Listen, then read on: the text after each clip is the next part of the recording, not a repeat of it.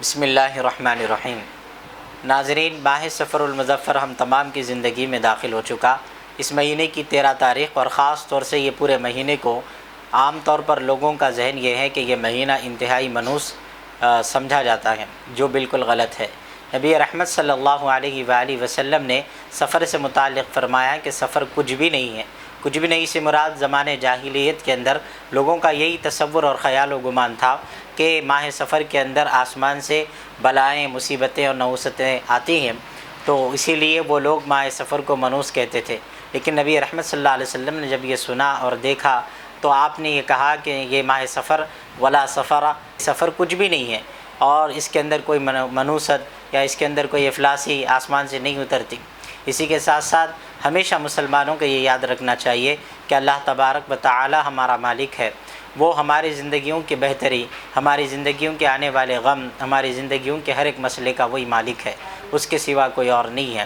اگر آپ خوش بھی ہیں تو اللہ کی طرف سے ہیں، اگر آپ مصیبتوں میں بھی ہیں تو بھی یہ اللہ کی طرف سے ہے۔ ہاں، اللہ تعالیٰ یقیناً خوشیاں دیتا ہے اور مصیبتیں بھی دیتا ہے۔ مصیبتیں دو قسم سے ہماری زندگیوں میں آتی ہیں، ایک تو یہ کہ آپ اگر نیک ہیں تو یقیناً آپ کے لیے امتحان کے لیے آتی ہیں، اور دوسرا یہ کہ اگر آپ برے ہیں، ہماری زندگیوں میں بدعمالیاں ہیں، تو یہ اللہ کی جانب سے ہمارے گناہوں کا عذاب کی شکل میں دنیا میں ہمارے ساتھ یہ حالات ہوتے ہیں۔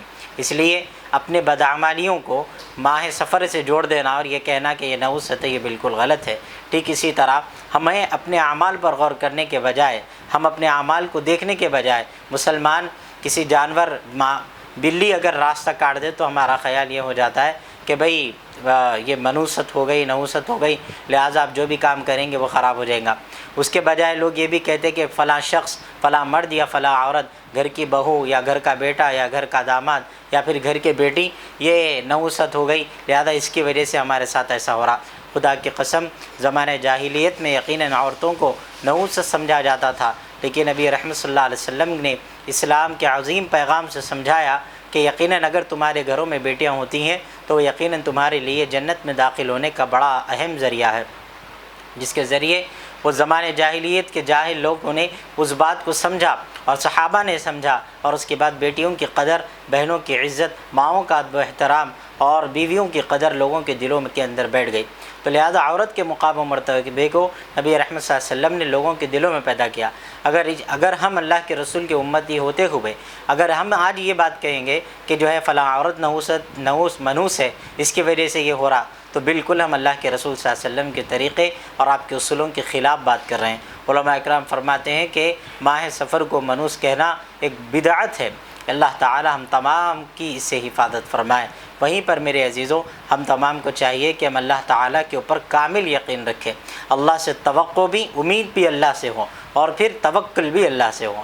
اللہ تعالیٰ کے اوپر جب توکل ہوتا ہے، اللہ تعالیٰ بہتر اسباب فرماتا ہے، اور ہمیں مایوس ہونے کی ضرورت نہیں ہے۔ قرآن مجید کہتا ہے کہ ہم تمام کو لا تقنطوا من رحمت اللہ، کہ اللہ کی رحمت سے کبھی بندے کو مایوس نہیں ہونا چاہیے، بلکہ اللہ سے مانگنا چاہیے، طلب کرنا چاہیے۔ تو یہ ماہ سفر اگر ہماری زندگیوں میں ہے تو ہمیں چاہیے کہ اس کو منحوس کہنے کے بجائے اپنے اعمال پر غور کرنا چاہیے، اپنے بدعمالیوں پر غور کرنا چاہیے کہ ہم سے کیا غلطیاں ہو رہی ہیں جس کی وجہ سے یہ سب کچھ ہو رہا ہے۔ کہ ہمارا ایمان اللہ پر ہے، کسی کو بھی پوچھے آپ مسلمان ہیں، وہ بولیں گا میں مسلمان ہوں، لیکن پھر آمنت باللہ، ایمان لایا میں اللہ پر، لیکن آگے جا کر ہم یہ بھول گئے والقدر خیرہ وشرہ من اللہ تعالی والبعث بعد الموت، کہ ہماری زندگی میں آنے والا ہر خیر، ہر شر، ہر خوشی، ہر غم اللہ رب العزت کی جانب سے ہوتا ہے۔ اس میں کسی بندے کا، کسی بندی کا، کسی جانور کا، کسی وقت کا، کسی مہینے یا کسی ہفتے کا کوئی کردار نہیں ہوتا، بلکہ ہماری بدعمالیاں ہی ہوں گی جو ہمارے لیے ایسے اسباب پیدا ہوں گے کہ ہم مصیبتوں میں گھیرے ہوئے ہوں گے۔ میں ایک واقعہ آپ کے سامنے سنا کر بات ختم کر دوں گا۔ اور حضرت رابعہ بصریہ وقت کی بہت بڑی اللہ والی ہستی گزری ہے۔ آپ عورتوں میں سب سے زیادہ، بہت زیادہ بردبار اور اللہ کے خوف سے ڈرنے والی اور اللہ سے محبت کرنے والی خاتون تھی۔ حضرت رابعہ بصریہ کے گھر ایک مرتبہ مہمان تشریف لائے، اور خادمہ نے کہا کہ رابعہ، ہمارے پاس تو کھانے کے لیے اس وقت میں کچھ بھی نہیں ہے، اور ایک ہی روٹی ہے، اور مہمان ہمارے پاس 8 ہیں، تو لہذا اب کیا کیا جائے؟ تو انہوں نے کہا کہ ٹھیک ہے، جو روٹی ہے تم اسے صدقہ کر دو۔ تو وہ صدقہ، خادمہ نے جا کر روٹی کو صدقہ کر دیا۔ جب روٹی صدقہ ہو گئی اس کے بعد میں گھر میں یہ لوگ بیٹھے ہیں، کچھ دیر کے بعد میں ایک شخص آیا، اس نے آواز دی کہ میں بادشاہ کے پاس سے آیا ہوں اور کھانا لے کر آیا۔ تو جب آیا، دستک پڑی تو دروازہ کھولا، خادمہ نے کھانا اندر لیا۔ حضرت رابعہ بصریہ نے جب کھانے سے پردہ یعنی کپڑا ہٹا کر دیکھا تو یہ معلوم ہوا کہ اس کے اندر 4 روٹیاں تھیں۔ تو آپ نے واپس کپڑا ڈال دیا اور کہا یہ ہمارا کھانا نہیں ہے، یہ کسی اور کا ہے، انہیں واپس کر دو۔ وہ شخص لے کے چلا گیا۔ تھوڑی دیر کے بعد کوئی دوسرا آدمی آیا، اس نے لا کر جب دیکھا تو اس کا بھی سیم یہی معمول ہوا، تو اس میں 6 روٹیاں تقریباً تھیں۔ تو جب وہ دیکھا تو پھر حضرت رابعہ بصریہ نے کہا کہ نہیں، اس کی بھی ضرورت نہیں ہے، یہ ہمارا نہیں کسی اور کا ہے، لہذا یہ بھی واپس کر دو۔ تیسری مرتبہ میں ایک اور شخص آیا، پوچھا گیا کون ہے؟ تو اس نے کہا کہ میں بادشاہ کے پاس سے حاضر ہوا ہوں۔ تو جب وہ کپڑا ہٹا کر اس توشے کو دیکھا گیا تو اس میں 10 روٹیاں تھیں۔ تو حضرت رابعہ بصریہ نے کہا کہ ہاں، یہ حصہ ہمارا ہے۔ تو خادمہ نے حضرت رابعہ بصریہ سے کہا کہ اے رابعہ، آپ یہ بتائیے مجھے کہ پہلے بھی 2 لوگ کھانا ہی لے کر آئے تھے، چاہتے تو ہم وہ بھی لے لیتے، لیکن یہ لینے کی وجہ کیا اور دونوں کو بھیجنے کی وجہ کیا ہے؟ حضرت رابعہ بصریہ نے فرمایا کہ میں جان گئی کہ وہ 2 ہمارے نہیں تھے، وہ اس لیے کہ اللہ تعالیٰ میرے رب کا یعنی اللہ تبارک و تعالیٰ کا وعدہ ہے، اور وعدہ یہ ہے کہ جو میرا بندہ میری راہ میں 1 دے گا، میں اس کو اس کے بدلے 10 عطا کروں گا۔